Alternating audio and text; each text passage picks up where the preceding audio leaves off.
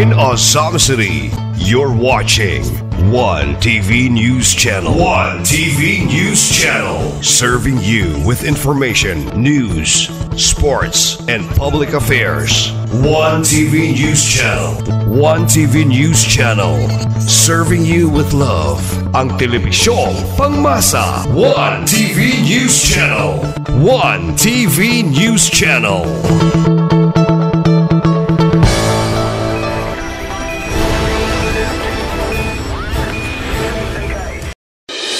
Oras na aron masayod tas mga nagunang mga balita ug mga labas mga impormasyon. Aniya na ang One TV News Break. One TV News Break. Kauban si Johnny Tome. Magadalit ka nato sa mga nagunang mga balita, sulod ug gawas sa atong dakbayan, mga nagpuwasi nga mga issues ug mga nagbagang impormasyon. One TV News Break. One TV News Break. Kauban si Johnny Tome ug karon aniya na ang inyong anchorman Johnny Tome alang sa One TV News Break. News Break.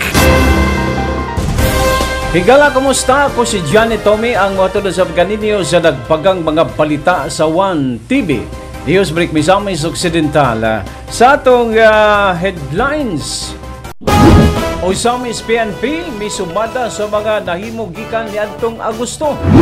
Osamis PNP may kumpirmar nga walay foul play ang kamatayon ni Kapitan Ruel Paranda.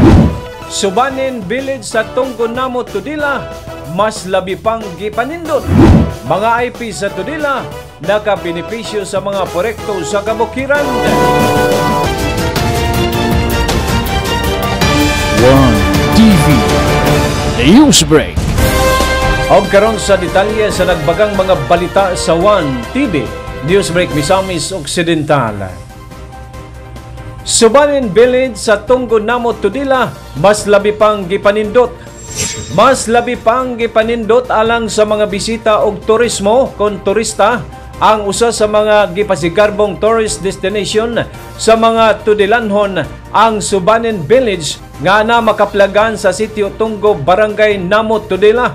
Nagkanayon si Tudela Municipal Mayor Samuel L. Paruhinog gagawas nga gipanindot ang akomodasyon partikular niadtong mga payag o payag-payag gipabutangan pagayud kini karon og swimming pool. Mas labi pang accessible ang dalan karon padulong sa maong dapit gumikan sa pundo nga gihatag sa ELCAC o en Local Communist Armed Conflict. Den milahos na ang simentadong dalan mismo sa lokasyon. Alang ni Mayor Samuel L. Paruhinog nga dili angay kabalakan sa mga bisita ang peace and order sa Tudela, labi na sa mga tourist destination sa lungsod. Gumikan kay malinawon ang kinatibuk-ang Tudela, labi na nga ang probinsya bag-o lang gideklarang insurgency free ni President Bongbong Marcos. Pabukid ang tirada ni Mayor Samuel Paruhinog sa pagpalambo sa turismo, inay nga sa baybayon sa katarungan nga dili maayo ang klase sa baybayon og sibid sa dagat gumikan kay Lapukon. O sa ato ang tourist destination dyan, wala manginta naka-develop diri sa ubos because ang dagat is wala gi maayo nga dagat, lapok dayon. O mga ligo mo dagan pa ka dito layo ito tunga para makakita kag tinaw. So niya taga-develop sa bukid, kita naman na noon naman ang atong Subanin Village. Karon gidug tagaan man tang gobernador og 20 million sa swimming pool. Oro na Subanin Village nga na swimming pool. TV News Break. Mga IP sa Tudela nakabenepisyo sa mga proyekto sa kabukiran. Nakapahimulos ang indigenous people community sa mga proyekto nga gihimo labi na sa bukirang bahin sa lungsod. Nagkanayon si Mayor Samuel L. Paruhinog nga sa mga pundo nga madapat sa lungsod sama sa mga road concreting, prioridad niya ang paghatag og trabaho sa mga IP. Hinoon dili tanan ang matagan og trabaho, gumikan kay nagdepende usab kini sa kantidad sa pundo. Apan ang mga IP nga dili mahatagan og trabaho, tunulan man usab og ayudang pinansyal sa mayor. Gani ang mga tourist destination nga kamulo na karong nag-operate sama sa Subanen Village, ang taga-barangay na mismo ang midumala sa operasyon o ang sagad sa nakapang-empleo nini, mga Subanen family, dugang pa ni Mayor Samuel Paruhino. Sauna, luoy kay kanang IPs sa tunggo sauna sa diha nga banda, luoy kayo. Ultimong dalan. Karon ang atong dalan abot na mas gala. Karon na naman po'y budget si kung ando sa gala pa yung sa Sumba, 50 million. Yagi paayo po ni Gubtong Tulay na po'y 1.7 million. Nya diri tunggo na aman diri atong improvement gyud. Wala na kundi kuhag trabahante nga taga-ubos. Sila ra gyud sa IPs priority.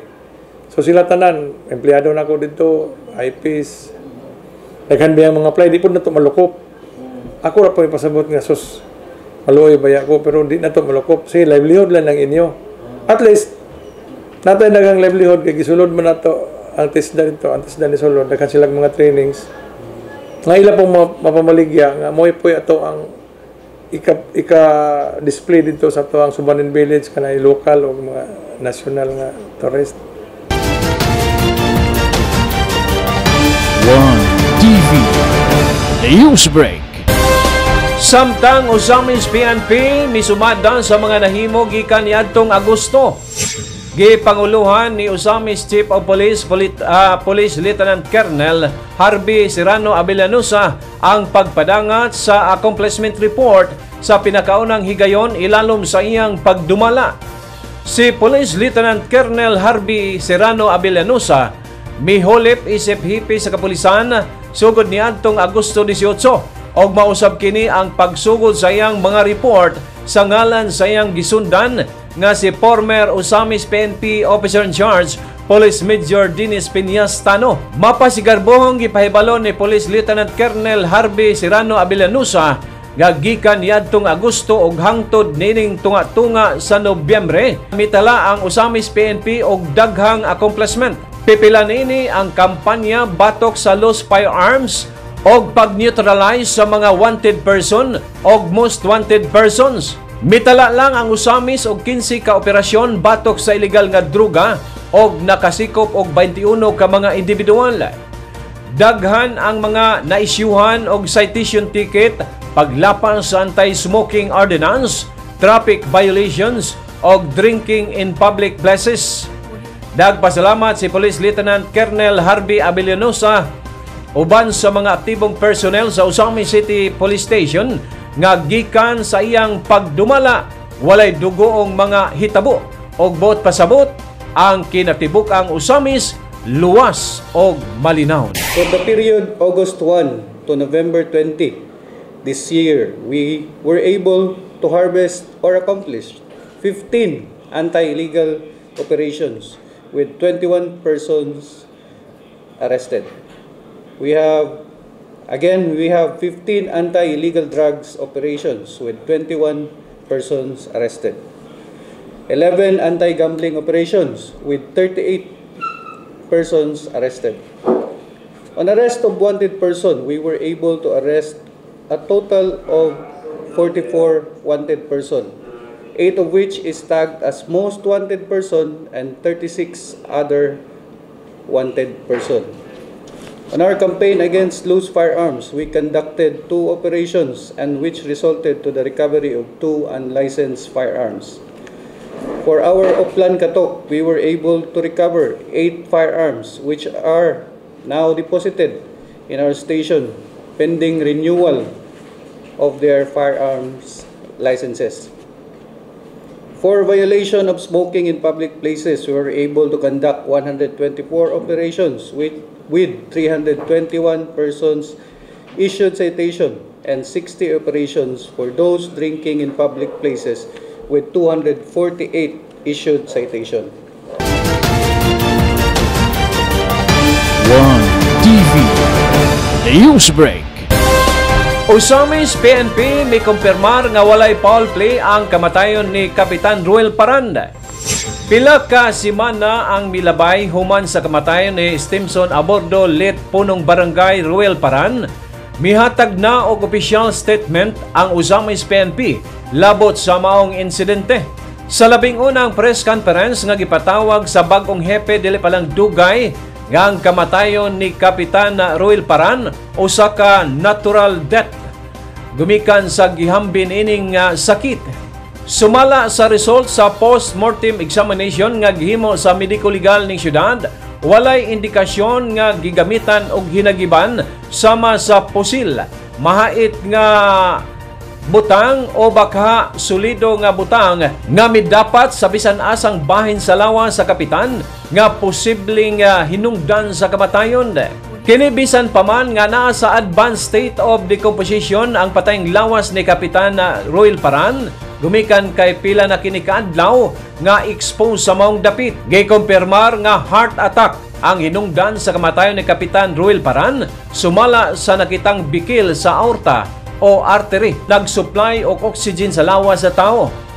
Matud pa ni Police Lieutenant Colonel Harvey Serrano Avelanosa nga ang pag-inom o ilimnong makahubog ni Kapitan Ruel Paran sa dihang nag-vigil kini sa iyang parente ni anang gabi sa wala pa kini mawala pagkaugma, naka-trigger kini og heart attack. Punan pa nga ang agianan padulong pauli sa iyang balay medyo subidahon nga makapasamot alang sa paspas nga pagpitik sa iyang kasing-kasing.